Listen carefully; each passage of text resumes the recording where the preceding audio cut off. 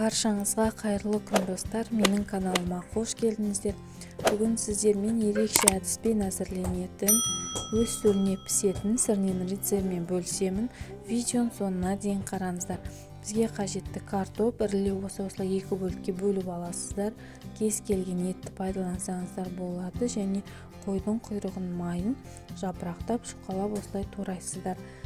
Пияз және орам жапырақтың жапырақтары ешқандай бөлмейсіздер, осылай ірілеп кесіп аласыздар.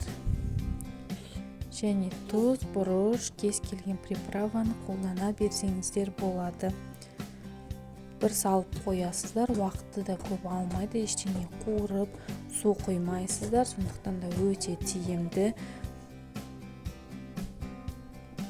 Алдымен қазанымызға осылай қойдың құйрығын майын видеода көрсетілгендей орналастырамыз. Кейін еттің жартысын қосамыз да бетіне пиязды орналастырамыз. Татымына қарай жаңағы тұз, бұрыш, специяларды себеміз. Кейін қайтадан ет, пияз, тұз, бұрышын осылай дәл осылай қайталаймыз. Содан соң бетіне жаңағы картоптарды қоямыз. Қайтадан тұз, бұрышын саламыз.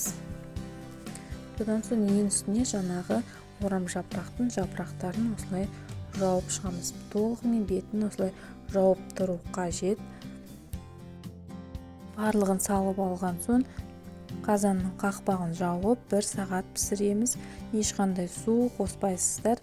Не осылай барлығын салып ұсына берсеңіздер болады. Астарыңыз дәмді болсын. Сіздермен болған салтанат. Видео ұнаса лайк басып, комментарий жазып, каналыма тіркелуді ұмытпаңыздар.